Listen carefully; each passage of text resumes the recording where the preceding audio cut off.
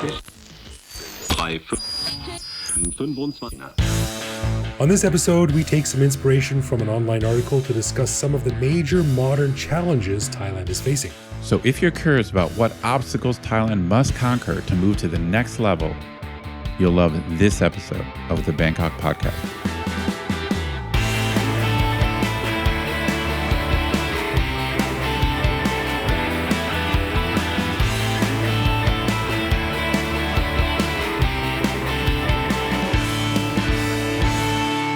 Sawadee krap, this is the Bangkok Podcast. My name is Greg Jorgensen, a Canadian who made a quick pit stop in Thailand on my eventual way to Japan in 2001, but ended up staying.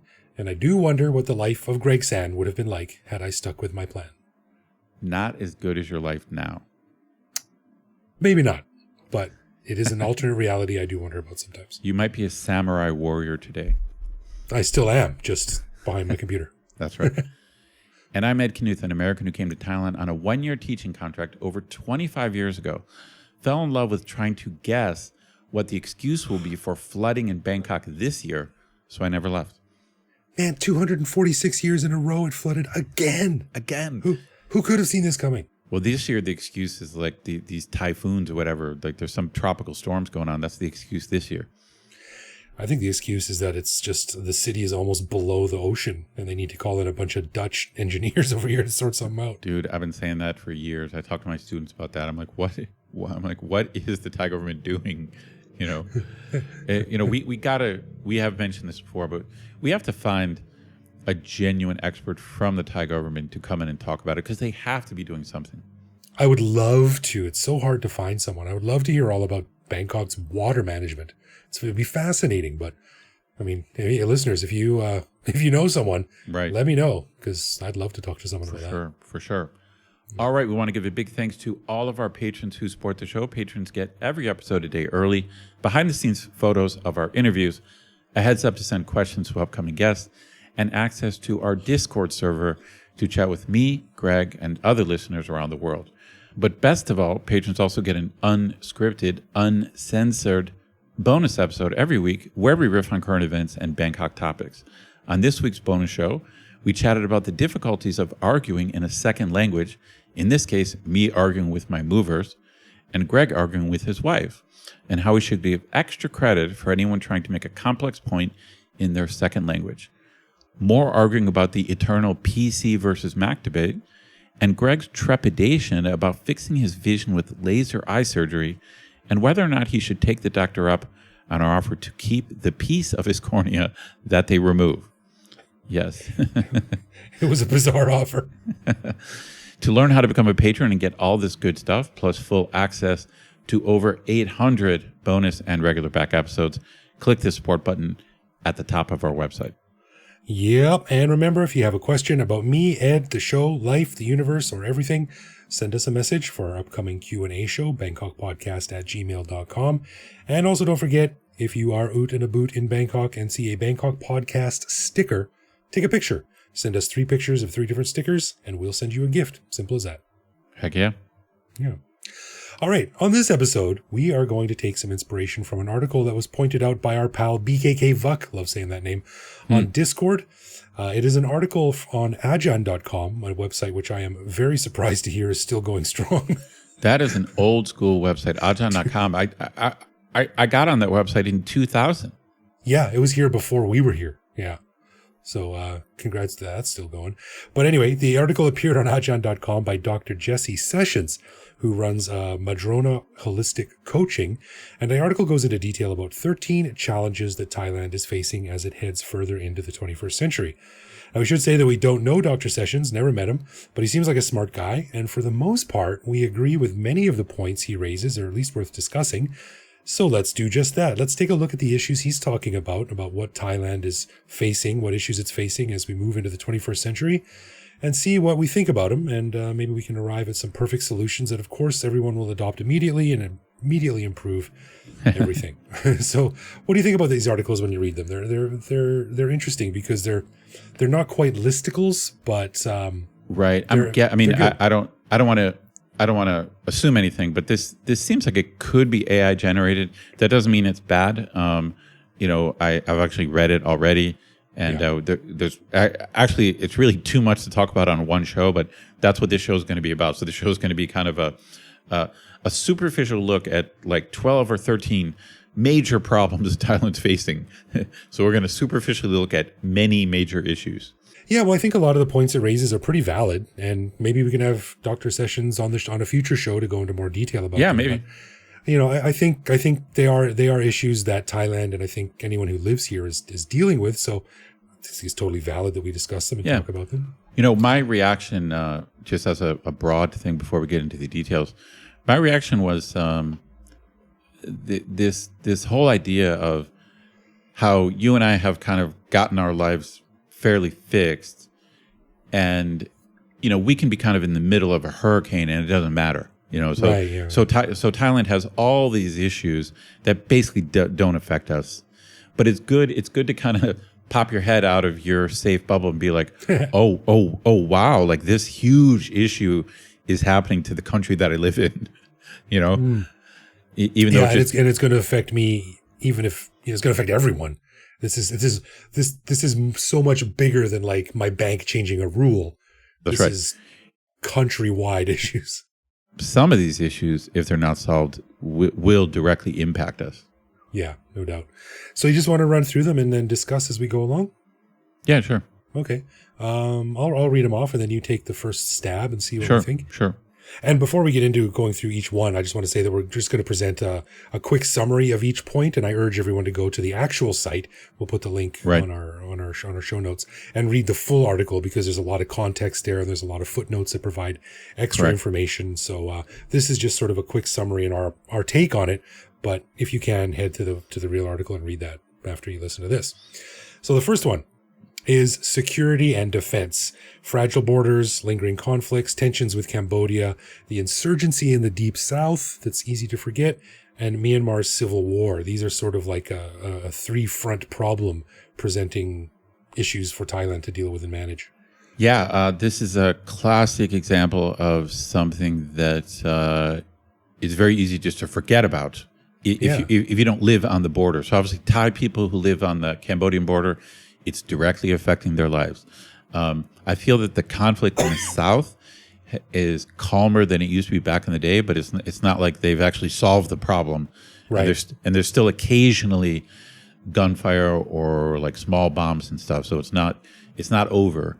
Every few weeks you'll hear about some ranger who got blown up by a bomb or something like that. And then, of course, we have a major civil war in a border country. So essentially, even the border, basically the border with Malaysia is part of the problems in the deep south. Because one of the issues is that insurgents from Malaysia can sneak across the border, like set a bomb and then run back into Malaysia. So actually, if you think about it, all of Thailand's borders are fraught with like pretty serious political problems. Right. It must be very difficult. And I know we've raised this issue on the show before, but being one of the richest countries in Southeast Asia and being bordered on at least three sides by countries that are far below you in terms of GDP and political quote unquote stability.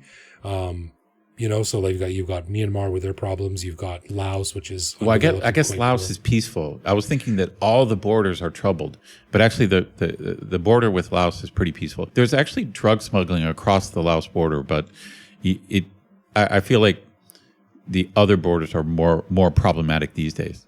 Yeah, I agree. But still, Laos is historically, famously the most bombed country in the world. And the economy is relatively weak compared to Thailand, and that for sure. even if there's a stable border or political situation, that presents its own problems to deal with. Sure, of course, yeah, no doubt.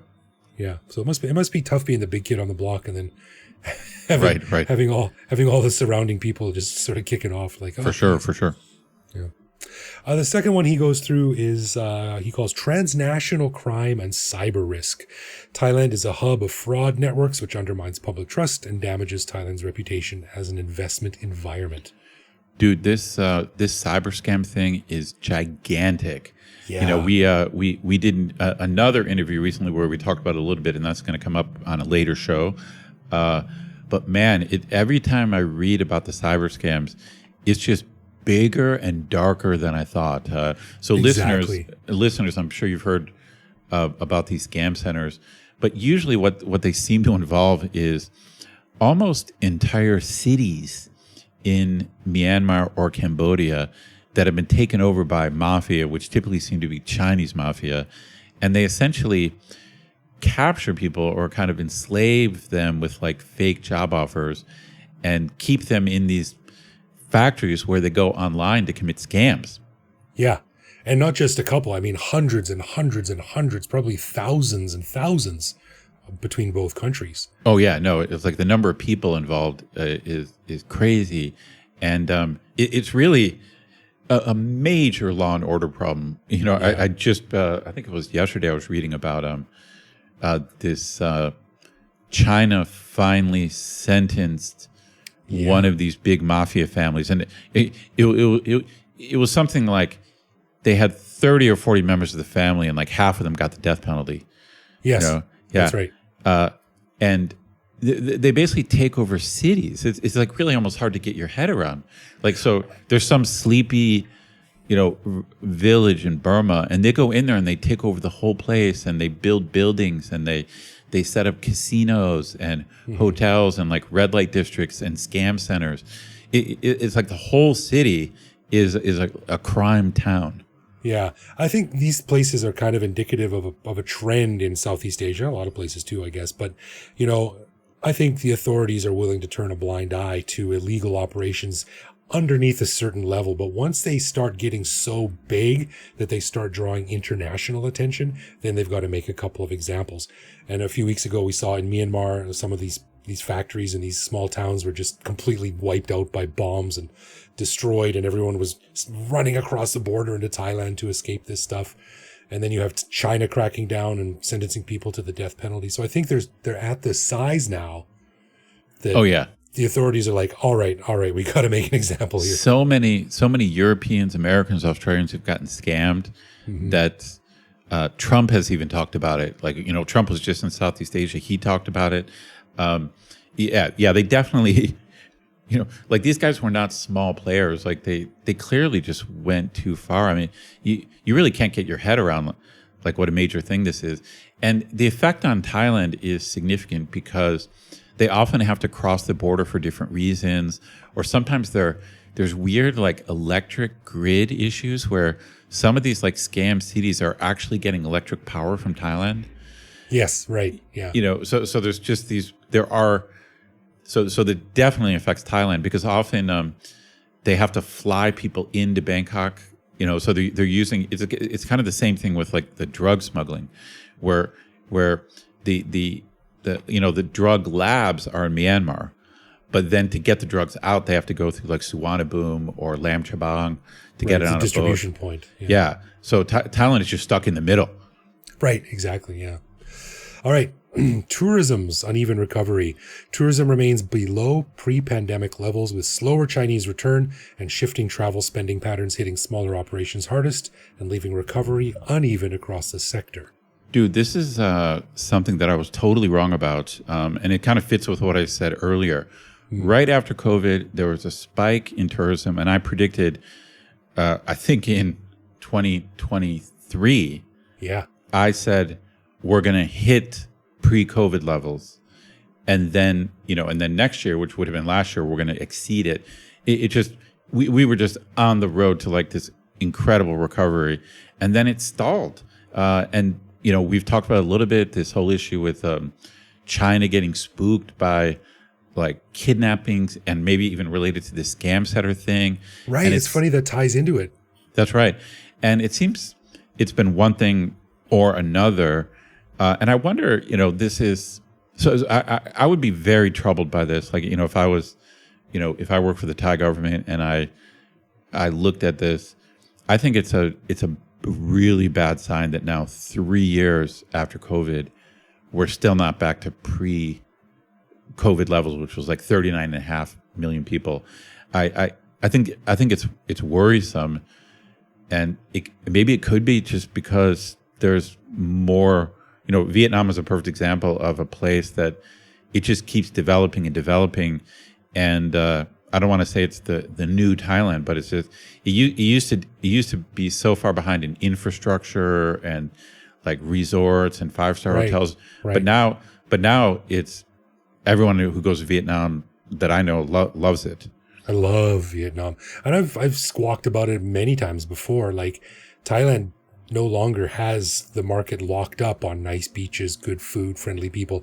A lot of countries in Asia have all those things, and as the other problems sort of rise to the surface and get more publicity and more people know about them, there's people are making the choice. Like, oh, well, Thailand would be nice, but we can also go to Vietnam and have a very nice vacation as well. Agreed. Yeah. All right. Human capital and skills gaps. Thailand's push into high-value S-curve industries is held back by a shortage of skilled workers, and without stronger technical education and industry-university cooperation, the country risks falling behind in the sectors it most wants to lead. Okay. I mean, as a liberal arts humanities guy, this is not really my thing. I think people think that Thailand has good math and engineering, but it actually really only has that in Bangkok at a few universities. Right. You know, it's like the overall like STEM. If you look at the Thai population, and then like the average STEM output is bad. You know, so this is not, you know, Thailand is not like India or China that's just cranking out like highly skilled engineers or highly skilled programmers. I mean, there's definitely some. You know, it's like so, but sure. But it's not not the STEM factory that India and China are. Like my guess is there's 5 or 6 really like genuinely solid, like, you know, science, technology, engineering, or math universities in Thailand. Yeah, like there's some solid second tier ones, many, probably 15. But there's probably only 5 like really good ones. Whereas I'm guessing India has 15 or 20, and China has 15 or 20 as well. Yeah, and just for the record, because obviously I know what it means, but just if you don't know what an S-curve industry is, things like automation and robotics, aerospace, aviation, logistics, biofuels, biochemicals, digital, AI, cyber, cloud, and medical tourism and medical hubs like that. So, yeah, it's if they want to be leaders in those industries, they're going to need Thais who can work in those industries, and if you don't, then you've got to import people to work in those industries, which is sort of kind of not what you, it's not what you want to do. So this ties into the Bangkok versus the rest of the country problem, where Bangkok has universities that can create the people you're talking about, and there might be a couple other universities around the country that can do that, but not many, you know. So there's just not the broad high standard of education. You know, when you look at the test scores and stuff like that for Thais outside of Bangkok, it's bad. Yeah, like it's bad. I did read an article recently, like within the past few days, and I can't remember exactly what it went into, but basically the gist of it was a bunch of people in top positions got together, and I think they were kind of fed up with there being no momentum, no change, and no improvement in Thailand's education system. And I've said this before again, I think a lot of people have a very good idea of what needs to change for Thailand's education system to catch up and lead, but there's just such a measure of inertia because the way it is now is working so well for so many people that there's no point, there's no reason for them to change. You know, being in the education business since the day I got here, I'm just constantly hearing reform plans and this conference of educators and these consultants, and man, it's just, I mean, it's up there with flooding, you know, as like this, we finally got a handle on this. You know, we're going to do this. We're going to innovate. We got this. We understand, you know, and then it's like the next year, it's the same damn thing and the same low test scores. So I don't know what the problem is, but there's no shortage of, you know, smart people who have all the answers to the Thai education problem. Like there's no shortage of that.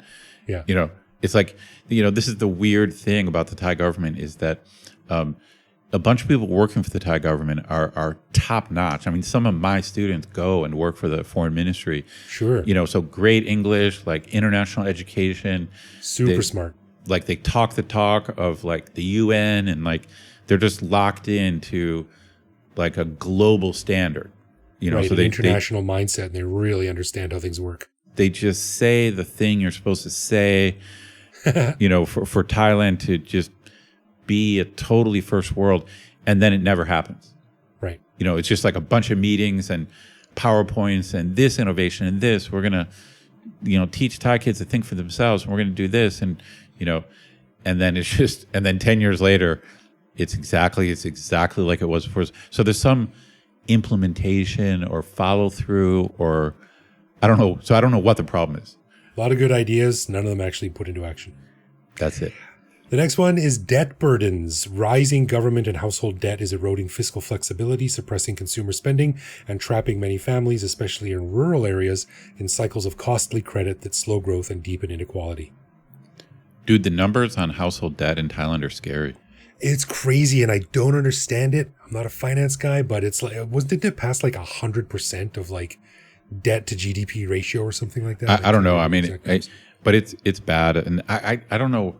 A lot of these things come down, I think, to almost like psychology and culture, and I don't know what it is about Thai culture that encourages borrowing. The classic explanation is that Thais care about image, Thais care about face, so they borrow money to buy a fancy car. So they can be driving a BMW or whatever it is. Right. I mean, maybe that's part of it, but I don't know. That seems like a little bit too simple to explain everything. It's definitely holding people back. And man, if there's one lesson I want my kid to learn, it is how to deal with and manage debt, because it will mess you up. It's funny. This is a bit of a tangent, but my university added a class that anyone can take in the whole university, and it's something called like financial intelligence. I'm not good at this at all, and so I told my boss. I asked my boss, if I sit in on this class, can I teach it next year? Oh, interesting.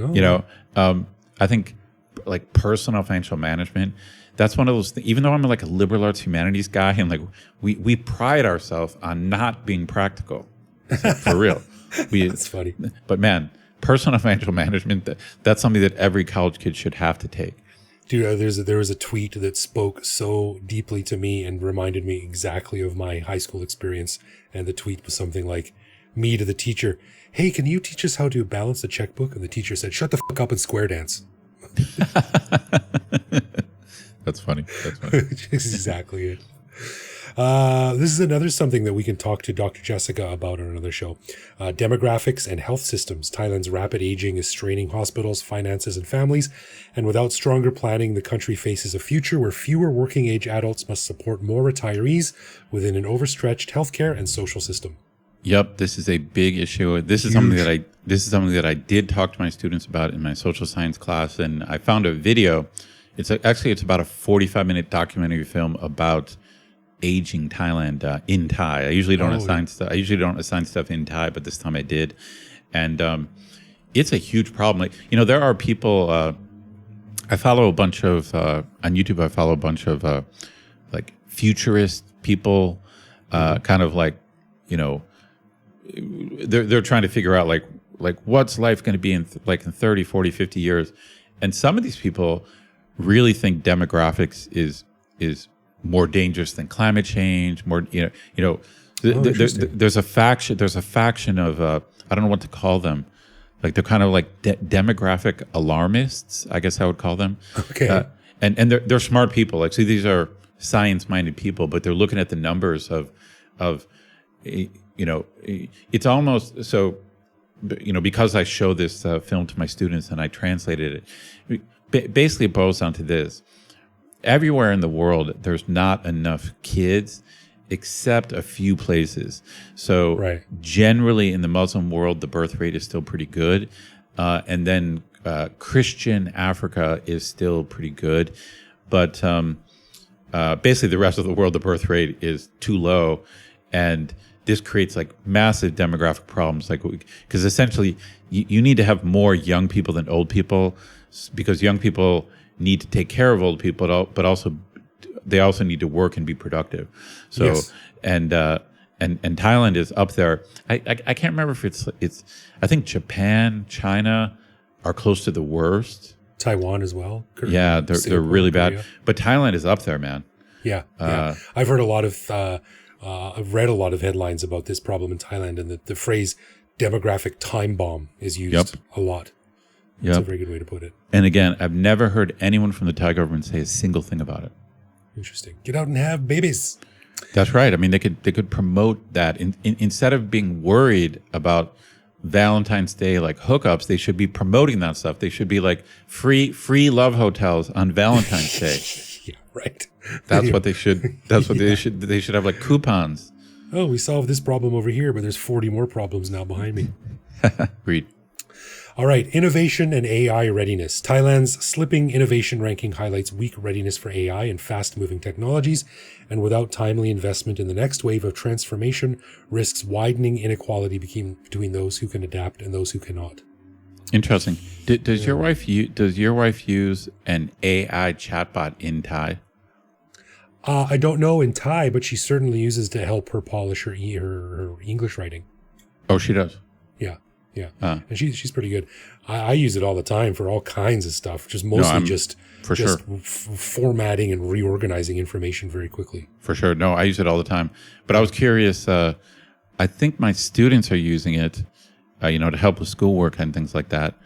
But I think this point has more to do with, like Thai industry, Thai business, Thai government. Are they AI ready? Are they AI competitive? I wonder if there's any AI startups in Thailand. Like, are there any tech companies based in Thailand that's doing some cool new AI thing? Yeah, I don't know, but I was talking about this with our IT support geek at work, and he mentioned a new ISO standard that was coming in, and I just Googled this right now, and this doesn't really answer my question, but Thailand's Electronic Transactions Development Agency held an explanatory session on the draft principles and regulatory approaches of the country's planned artificial intelligence law. This was just a few months ago. This came after a full 2 years following the initial release of draft legislation on AI. So people are thinking about it, people are talking about it, and they're moving as slow as they do in government, but I don't know if it's going to be enough. Yeah, I would love to just see at least one cool AI thing come from Thailand, but I don't know.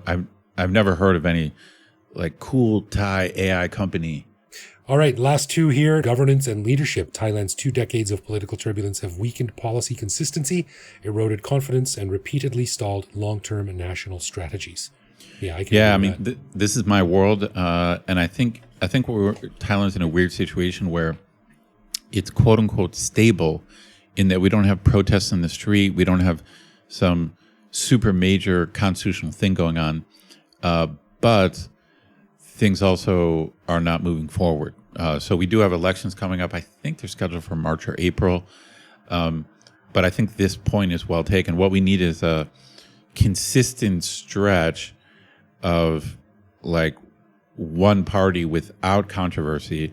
So the problem with Pheu Thai is that they were just mired in controversy due to like past issues that were haunting them, and then this new issue with Cambodia. So it's just like Pheu Thai cannot escape the drama. You know what I mean?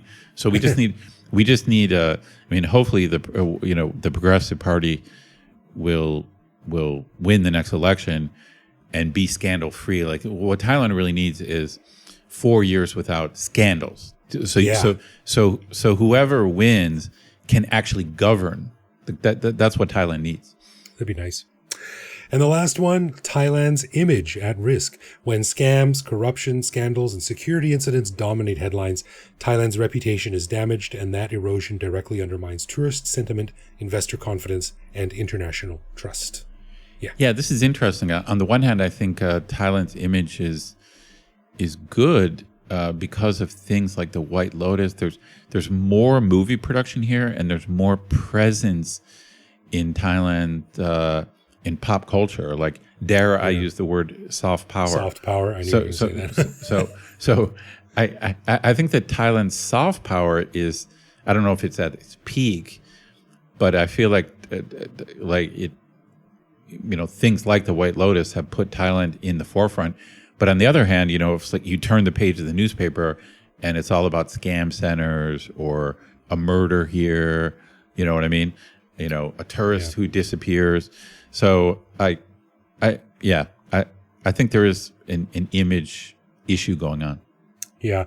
I wonder how far the Teflon Thailand thing can go. Like it seemed to have always applied, and Thailand has always bounced back no matter how bad things got. But I think, those are only so elastic. And at a certain point, like we said with the other point, other countries are rising up to meet Thailand as well. So that's right. If a reputational damage hits too hard, then people are just going to go elsewhere. So, yeah. Agreed. And once again, I urge you to go check out the full list on the website. We'll include the link in our show notes. We didn't cover all of the items. There's 13 of them, but it's a good read. Interesting list by Dr. Jesse Sessions. And Jesse, if you're hearing this, reach out. We'd love to have you on the show. Maybe we can get into more detail on some of these things, hear what you have to say. So, yeah, good thought, food for thought. And maybe we should do a show on positive things happening in Thailand, because all of these things are kind of like, okay, this is a little bit depressing. Like, this is like, it's like 13 obstacles. So maybe I'll hit the AI. 13 things going Thailand's way. Yeah, I think that'd be a good idea. Maybe still Dr. Jesse can come on too, because he seems to be sort of like a life coach kind of guy that helps people look at things in the right way. And reasons to be optimistic about Thailand's future. There you go. Number one, the Bangkok podcast exists for your listening pleasure. For sure. All right, let's get into some love, loathe, or live with, where one of us picks a particular aspect of living in Bangkok, which we discuss to decide if it's something we love about living here, loathe about living here, or have come to accept as something that we just have to learn to live with, no matter how we feel about it. And this week, Ed, it's your turn. Dude, I got a very specific one for you. What do you think about Thai coins smaller than 1 baht? Oh, no. Okay. No. Okay, you're a loathe, I'm a loathe. That's a very quick thing. I detest like anything under 1 baht. So I don't even understand it. Because I think there's like 50 satang ones and 25 one, like 25. Yeah. So I don't even understand them. Like there's tiny little things. I don't know what's going on. I don't know. I hate them. I think they're pointless. They're so small as to be, they're even smaller than a penny. It'd be like having a quarter of a penny as a coin. They're way smaller than a penny. You know, when I have to get them out of my bag, so the boat I take across the river is 4.5 baht. You bastard! It's 5 baht up where I am. 4.5, dude. I'm getting the 50 satang bonus where I'm at. No, but I'd rather pay 5. That's what I'm saying. Just keep the change.